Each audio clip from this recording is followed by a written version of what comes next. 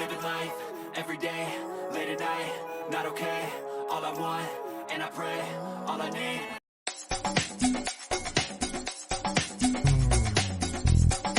Showbiz Kachika TV.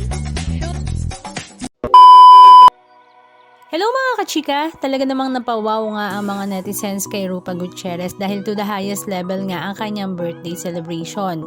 June 24 nga ang kanyang birthday at until now, July 15, 2026 ay sineselebrate pa rin nga ito ng kanyang mga kaibigan.